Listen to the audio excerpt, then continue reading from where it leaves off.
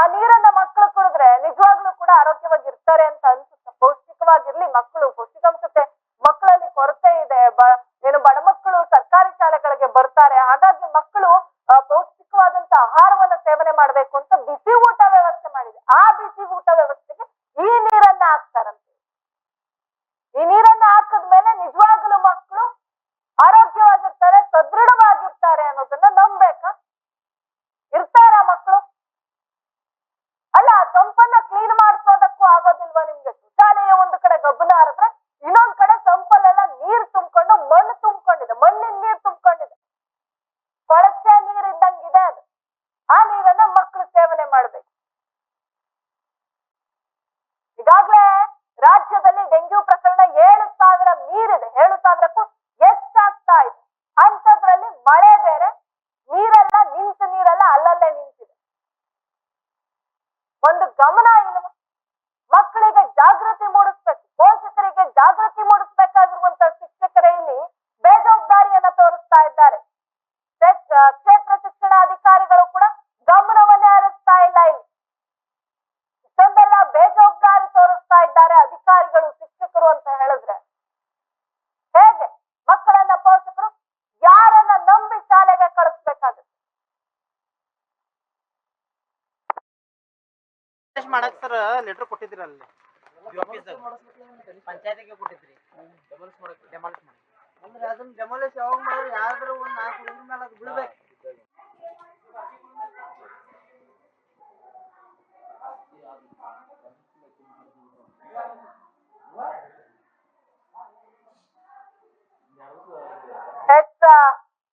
ಏನು ಅಧಿಕಾರಿಗಳಾಗಿರುವಂತಹ ರಾಜಶ್ರೀ ಕುರ್ಚಿ ಅವರು ಕೂಡ ನನ್ನೊಟ್ಟಿಗಿದ್ದಾರೆ. ಮ್ಯಾಮ್, ಏನಿಲ್ಲಿ ಜಾಂಬೋಟಿ ಗ್ರಾಮ ಇದೆ, ಈ ಗ್ರಾಮದಲ್ಲಿ ತುಂಬಾನೇ ಅವ್ಯವಸ್ಥೆ ಇದೆ. ಮಕ್ಕಳಿಗೆ ಸರಿಯಾದಂತಹ ಶೌಚಾಲಯದ ವ್ಯವಸ್ಥೆ ಇಲ್ಲ, ಕಟ್ಟಡಗಳೆಲ್ಲ ಬಿರುಕು ಬಿಟ್ಟಿದೆ, ಮಳೆಗಾಲ ಬೇರೆ, ನೀರು ಸೋರ್ತಾ ಇದೆ. ಈ ವಿಚಾರಕ್ಕೆ ಸಂಬಂಧಪಟ್ಟಾಗ ನಿಮ್ಗೆ ಕಂಪ್ಲೇಂಟ್ ಕೂಡ ಬಂದಿದೆಯಂತೆ. ನೀವೇನ್ ಹೇಳ್ತೀರಾ? ಈ ವಿಚಾರ ಗೊತ್ತಿದ್ಯಾ ನಿಮ್ಗೆ? ನಾನು ಶನಿವಾರ ದಿವಸ ಜಾಂಬೋಟಿಗೆ ಹೋಗಿದ್ದೆ. ಜಾಂಬೋಟಿಗೆ ಹೋಗಿದ್ದೆ. ನಾ ಹೋದಾಗಲ್ಲೇ ನೀರ್ ನಿಂತಿರ್ಲಿಲ್ಲ. ನೀರ್ ಏನಾಗ್ತದೆ ಅಂದ್ರೆ ಒಂದ್ ಕಡೆ ಏರಿದೆ, ಮತ್ತೊಂದ್ ಕಡೆ ಇಳಕ್ಲಿದೆ. ಅದಲ್ಲಿ ಒಂದು ದೊಡ್ಡದೊಂದು ತೂತನೂ ಇದೆ, ಅದ್ರ ನೀರ್ ಹೋಗಾಕ ಒಂದ್ ವ್ಯವಸ್ಥೆನೂ ಇದೆ. ಅದು ಮಳೆಗಾಲದೊಳಗೆ ಏನಾಗ್ತದಂದ್ರೆ ಮ್ಯಾಲಿಂದು ನೀರು ಉಯ್ದು ಮಣ್ಣು ಬಂದು ಅಲ್ಲಿ ಸಿಕ್ಕೋತತಿ. ಸಿಕ್ಕೊಂಡು ಬಹಳ ಮಳೆ ಆಗ್ತತಿ ನಮ್ ಜಾಂಬೋಟಿ ಭಾಗದಾಗ. ಅಲ್ಲಿ ಸಿಕ್ಕೊಂಡು ಏನ್ ಮಾಡ್ತತಿ, ಅದು ಸಂಜೆ ತನ ಅಷ್ಟೊತ್ತಕ ಇರ್ತತಿ. ಮಳೆ ಮುಗಿದ ನಂತರ ಸೋಸ್ಕೊಂಡ್ ಹೋಗ್ತತಿ. ಅಲ್ಲಂತೆ ಯಾವುದೇ ಈಗ ನೀವ್ ಹೇಳಿದ್ರಲ್ಲ ಪ್ರಾಪರ್ ಜಾಂಬೋಟಿಗೆ ನಾ ಹೋಗಿ ವಿಸಿಟ್ ಮಾಡಿ ನೀರದು ಏನೋ ಇಲ್ಲದಿದ್ದೆ. ನಾ ಶನಿವಾರ ಹೋಗಿದ್ದನು, ಅದ್ರ ಬೇಕಾದ ಫೋಟೋ ಕಳಿಸ್ತೇನೆ. ನೀವು ನೀವು ಹೋದಾಗ ಏನಾಗಿರ್ಬೇಕು, ಮಳಿ ಜೋರ ಬರ್ತಿರ್ಬೇಕು. ಆ ಟೈಮ್ನಾಗ ಅಲ್ಲಿ ಮ್ಯಾಲಿಂದ ಎಲ್ಲಾ ನೀರ್ ಇಳಿದು ಬಂದು ಒಂದ್ ಕಡೆ ಇಳಕಲ್ ಮಾಡಿದಾರ ಗ್ರಾಮ ಪಂಚಾಯತಿ ಅವರು. ಶವರ್ಸ್ ಹಾಕಿದಾರ, ಹಾಕ್ಯಾಗ ಒಂದ್ ಕಡೆ ಇಳದೈತಿ. ಅಲ್ಲಿ ಹೋಗಾಕ ದಾರಿನೂ ಐತಿ. ನಾವ್ ಹೋದಾಗ ಏನೂ ಉಳಿದಿರ್ಲಿಲ್ಲ. ಆ ನಂತರ ಒಂದು ಸಂಪ್ ಐತಿ ಮೇಡಮ್ ಅಲ್ಲಿ. ಅಲ್ಲ, ಕಂಟಿನ್ಯೂಸ್ ಆಗಿ ಮಳೆ ಬಂದಂತ ಸಮಯದಲ್ಲಿ ಇದೇ ರೀತಿಯಾಗಿ ಹಳ್ಳ ಹಿಡಿದ್ರೆ ಅಲ್ಲಿ ನೀರ್ ನಿಂತ್ರೆ, ಈಗ ಯಾಕಂದ್ರೆ ಮಳೆಗಾಲದಲ್ಲಿ ನಿಮಗ್ ಗೊತ್ತೇ ಇದೆ, ಮಳೆಗಾಲದಲ್ಲಿ ಡೆಂಗ್ಯೂ ಪ್ರಕರಣಗಳು ಹೆಚ್ಚಾಗ್ತಲೇ ಇದೆ. ಮಕ್ಕಳು ಮೇಡಮ್ ನೀವ್ ಹೇಳಿದಂಗ 7 ದಿವಸ 8 ದಿವಸ ನೀರ್ ನಿಲ್ಲಂಗೆ ಇಲ್ಲ ಮೇಡಮ್ ಅಲ್ಲಿ. ನಿಲ್ಲೋದ್ ಯಾವಾಗ ನಿಲ್ತಂದ್ರ ಬಾಳ ಅಂದ್ರ 1 ತಾಸು 2 ತಾಸು ಜೋರ್ ಮಳಿ ಬಂದ್ರ ಮಾತ್ರ ನಿಲ್ತತಿ. ಅಂದ್ರೆ ಏನು, ಅದೇನ್ ಪ್ಯಾಸೇಜ್ ಐತಲ್ಲ ಅದು ಸ್ಮಾಲ್ ಐತಿ. ಆ ಪ್ಯಾಸೇಜ್ ಸ್ಮಾಲ್ ಐತಿ, ಹೊರಗಡೆ ಬಂದೈತಿ ಇದಾಗ್ತತಿ. ಮತ್ತ ಒಬ್ರು ಈಗ ನಾವು ಪಂಚಾಯತಿಯವರಿಗೆ ಒಂದ್ ಲೆಟರ್ ಕೊಟ್ಟಿದೀವ, ಅದನ್ನ ಸ್ವಲ್ಪ ಕರೆಕ್ಟ್ ಮಾಡಿ ಪೈಪ ಸರಿ ಹೋಗುವಂಗ್ ಮಾಡ್ರಿ ಅಂತ ಹೇಳಿ ನಾವು ಲೆಟರ್ ಕೊಟ್ಟಿದೀವ. ನೀವ್ ಹೇಳುವಂಗ ಜಾಂಬೋಟಿ ಸ್ಕೂಲ್ನಾಗ ಏನೋ ಹಂಗ ಏನಿಲ್ಲ. ಈಗ ಒಂದು ಟ್ಯಾಂಕ್ ಇತ್ತು, ಟ್ಯಾಂಕ್ ಮೇಲೆ ಒಂದು ಸ್ವಲ್ಪ ಕಾರ್ನರ್ ನಿಯರ್ಲಿ 2 ಇಂಚು ಅದೇನೋ ಮುರಿದಿತ್ತು. ಅದ್ರ ಮೇಲೆ ಒಂದು ದೊಡ್ಡದೊಂದು ಕಲ್ಲನ್ನು ಇಚ್ಚಿದೇವ. ನೀವ್ ಹೇಳುವಂತಹದ್ದು ಏನ್ ಅಂತ ಪರಿಂದ ಏನಲ್ಲಿ ಸಮಸ್ಯೆ. ಮತ್ತೆ ಇಲ್ಲಿ ಬಿರುಕು ಬಿಟ್ಟಿರುವಂತ ಕಟ್ಟಡಗಳಿದೆ, ಪಾಚಿ ಕಟ್ಟಿರುವಂತಹ ಕಟ್ಟಡಗಳಿದೆ, ಮಳೆ ಬರ್ತಾ ಇದೆ, ಸೋರ್ತಾ ಇದೆ. ಇದೆಲ್ಲ ಮೇಡಮ್ ಯಾವ ಕಟ್ಟಡ? ಶಾಲಾ ಕಟ್ಟಡ. ನೀವು ಸ್ಪೆಸಿಫಿಕ್ ಆಗಿ ಯಾವ ಶಾಲೆ ಯಾವ ಕಟ್ಟಡ ಹೇಳ್ರಿ? ಜಾಂಬೋಟಿ ಶಾಲೆಯಲ್ಲಿರುವಂತ ಸರ್ಕಾರಿ ಶಾಲೆ, ಆ ಶಾಲೆಯ ಶಾಲೆ ಜಾಂಬೋಟಿ ಹೊಸ ಶಾಲೆ ನರೇಗಾದೊಳಗ್ ಮೊನ್ನೆ ನಬಾರ್ಡ್ದೊಳಗ್ ಓಪನ್ ಆದಂತಹ ಶಾಲೆದು. ಶಾಲೆ ಹೊಸಾದ ಇದೆ, ಅದೇನು ಸೋರಾಗಿಲ್ಲ. ನೀವು ಬೇಕಾದ್ರೆ ಹೋಗಿ ನೋಡ್ಕೊಂಡ್ ಬರೀ. ನಾನು ನಾವು ವಿಡಿಯೋಗಳನ್ನ ತೋರಿಸ್ತಾನೆ ಹೇಳ್ತಾ ಇದ್ದೀವಿ ಮೇಡಮ್, ರಾಜಶ್ರೀ ಮೇಡಮ್. ವಿಡಿಯೋಗಳಲ್ಲಿ ನಾವ್ ಏನ್ ನೋಡ್ತಾ ಇದ್ದೀವಿ, ಆ ವಿಡಿಯೋಗಳೆಲ್ಲ ಬಿರುಕು ಬಿಟ್ಟಿರುವಂತಹ ಗೋಡೆಗಳು ಮತ್ತೆ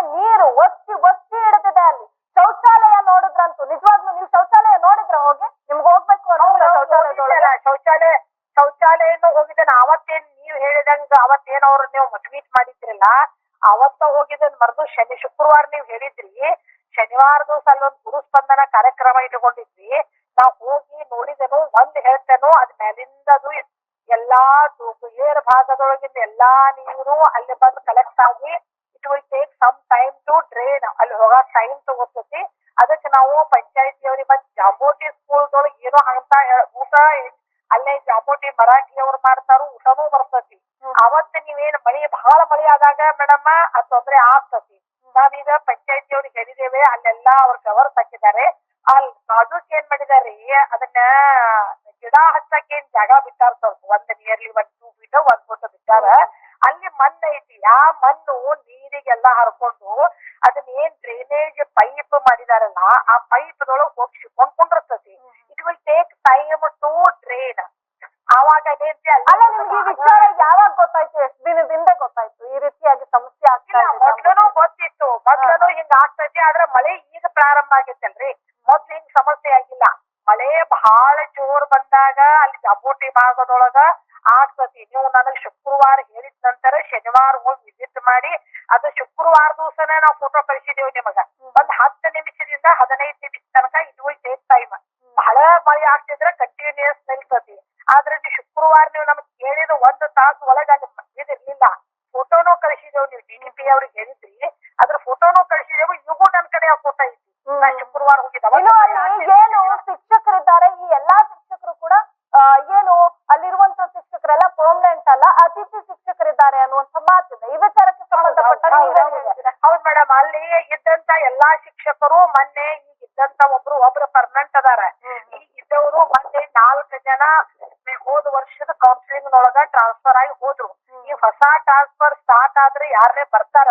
ಅಲ್ಲಿಯವರೆಗೆ ನಾವು 5 ಜನ ಅತಿಥಿ ಶಿಕ್ಷಕರನ್ನ ಕೊಟ್ಟಿದ್ದೆವು.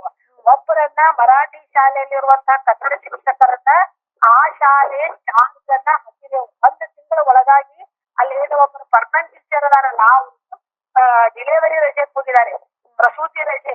ಅಲ್ಲಿ 1 ತಿಂಗಳ ಒಳಗ ಅವ್ರು ಬರ್ತಾರ. 1 ತಿಂಗಳು 30ನೇ ತಾರೀಕಿಗೆ. ಈಗ ಅಲ್ಲಿ ಬಾಜೂಕ ಒಂದ್ ಮರಾಠಿ ಶಾಲೆ ಅದ ಕಂಪೌಂಡ್ ಒಳಗದ. ಆ ಕಂಪೌಂಡ್ ಆಗಿರುವಂತ ಮರಾಠಿ ಶಾಲೆ ಕನ್ನಡ ಶಿಕ್ಷಕರಿಗೆ ಅಲ್ಲಿ ಚಾರ್ಜ್ ಅನ್ನ ಕೊಟ್ಟಿದ್ದೇವೆ. ಅವರು ಚಾರ್ಜ್ ನಿರ್ವಹಿಸಕತ್ತಾರ. 5 ಜನ ಅತಿಥಿ ಶಿಕ್ಷಕರದಾರ ಮೇಡಮ್ ಅಲ್ಲಿ. ಯಾಕೆ ಶಿಕ್ಷಕರಿನ್ನು ನೇಮಕ ಆಗೋದಕ್ಕೆ ಎಷ್ಟು ದಿನ ಬೇಕು? ಅಲ್ಲಿ ಅತಿಥಿ ಶಿಕ್ಷಕರಿದ್ದಾರಲ್ಲ ಅವರು ಆಗುದಿಲ್ಲ ಮೇಡಮ್, ಅಲ್ಲಿದ್ದವರು ಟ್ರಾನ್ಸ್ಫರ್ ಆಗಿ ಹೋಗ್ಯಾರು. ಟ್ರಾನ್ಸ್ಫರ್ ಆಗಿ ಹೋದ್ ಕೂಡಲೇ ಹೊಸ ಶಿಕ್ಷಕರ ಟ್ರಾನ್ಸ್ಫರ್ ಪೋಸ್ಟ್ ಗೆ ಮತ್ತೊಬ್ಬರು ಬರ್ಬೇಕಾದ್ರ ಈಗ ಸದ್ಯದ ಕೌನ್ಸಿಲಿಂಗ್ ನಡೀತಾವ. ಅದೇನ್ರಿ ಇದೈತಲ್ಲ ಜಾಂಬೋಟಿ ಡೈರೆಕ್ಟ್ ಬೆಳಗಾವದಿಂದ ನೇರವಾಗಿರುವಂತಹ ಬಸ್ಸುಗಳು ಇದಾವ. ಈಗ ಏನಾದ್ರೆ ಟ್ರಾನ್ಸ್ಫರ್ದಾಗ ತಗೊಂಡ್ರ ಯಾರ ತಗೊಂಡ್ರ ಬರ್ತಾರ. ಅದು ಸರ್ಕಾರದ ನಿಯಮದೊಳಗೆ ಟ್ರಾನ್ಸ್ಫರ್ ಸ್ಟಾರ್ಟ್ ಆದ ಕೂಡಲೇ ಯಾರೇ ಪರ್ಮನೆಂಟ್ ಟೀಚರ್ಸ್ ಬರ್ತಾರೆ. ಈ ಸದ್ಯ ಒಬ್ರು ಪರ್ಮನೆಂಟ್ ಟೀಚರ್ ಅಲ್ಲಿದ್ದಾರೆ, ಅವರು ಪ್ರಸೂತಿ ರಜೆಗೆ ಹೋಗಿದ್ದಾರೆ. 30ನೇ ತಾರೀಕು ಜಾಯಿನ್ ಆಗ್ತಾರೆ. ಅಲ್ಲಿಯವರೆಗೆ ಒಬ್ಬರಿಗೆ ಏನ್ ಮಾಡಿದೀವಿ ನಾವು, ಚಾರ್ಜ್ ಕೊಟ್ಟಿದ್ದೀವಿ. ಈ ಎಲ್ಲಾ ಸಮಸ್ಯೆಗಳೇನಿದೆ ಇದು ಬಗೆಹರಿಯೋದಕ್ಕೆ ಎಷ್ಟು ದಿನಗಳು ಬೇಕು? ಸಮಸ್ಯೆ ಸಾಲ್ವ್ ಆಗಕ್ಕಂತೂ ಟೀಚಿಂಗ್ ಆಗೈತಿ. ಈಗ ನಾವು ಪಂಚಾಯತಿಯವರಿಗೆ ಬರ್ದಿದ್ದೇವೆ, ಅದನ್ನ ತುಂಬಿ ಕರೆಕ್ಟ್ ಆಗಿ ಮಾಡಿ ಅದನ್ನ ಮಾಡ್ರಿ ಅಂತ ಹೇಳಿ ನಾವು ಆ ಪಂಚಾಯತಿ ಜಾಂಬೋಟಿ ಪಂಚಾಯತಿಯವ್ರಿಗೆ ಹೇಳಿದೇವೆ ಮೇಡಮ್. ಪಂಚಾಯತಿಯವ್ರು ಏನ್ ಕ್ರಮ ತಗೋತಾರೋ ನಾನು ಫಾಲೋ ಮಾಡ್ತೇನೆ. ನಾನು ಅದನ್ನ ಮುಂದುವರಿಸ್ತೇನೆ. ಧನ್ಯವಾದಗಳು ರಾಜಶ್ರೀ ಮೇಡಮ್, ಇಷ್ಟೊತ್ತು ಜೊತೆಗೆ ಮಾತನಾಡಿದ್ದಕ್ಕೆ. ಶ್ರೀಕಂಠೇಶ್ವರ ಸ್ವಾಮಿ ಗಿರಿಜಾ ಕಲ್ಯಾಣ ಮಹೋತ್ಸವ 2024 ಕಾರ್ಯಕ್ರಮದ ವಿವರ. ನಂಜನಗೂಡಿನ ಶ್ರೀ ಶ್ರೀಕಂಠೇಶ್ವರ ಸ್ವಾಮಿ ದೇವಾಲಯದ 2024ನೇ ಸಾಲಿನ ಶ್ರೀ ಗಿರಿಜಾ ಕಲ್ಯಾಣ ಮಹೋತ್ಸವ ದಿನಾಂಕ 9/7/2024 ರಿಂದ 16/7/2024 ಜರುಗಲಿದೆ. ದಿನಾಂಕ 10/7/2024 ಸಂಜೆ 7:15 ರಿಂದ 7:45 ಕಾಶಿ ಯಾತ್ರೆ ಮತ್ತು ದಾರಾ ಮಹೋತ್ಸವ. ದಿನಾಂಕ 14 ರಿಂದ 16 ಸಂಜೆ 7 ಗಂಟೆಗೆ ಕಪಿಲಾ ನದಿ ತೀರದಲ್ಲಿ ತೆಪ್ಪೋತ್ಸವ ನಡೆಯಲಿದೆ. ಗಿರಿಜಾ ಕಲ್ಯಾಣ ಮಹೋತ್ಸವಕ್ಕೆ ತಾವುಗಳು ಕುಟುಂಬ ಸಮೇತರಾಗಿ ಆಗಮಿಸಿ ಶ್ರೀಕಂಠೇಶ್ವರ ಸ್ವಾಮಿಯವರ ಕೃಪೆಗೆ ಪಾತ್ರರಾಗಬೇಕೆಂದು ದೇವಾಲಯದ ಆಡಳಿತ ಮಂಡಳಿ ತಿಳಿಸಿದೆ. ಸ್ವಾಗತ ಕೋರುವವರು ಶ್ರೀಕಂಠೇಶ್ವರ ಸ್ವಾಮಿ ದೇವಾಲಯ ಆಡಳಿತ ವರ್ಗ. ಸರ್ವರಿಗೂ ಆಧಾರದ ಸುಸ್ವಾಗತ.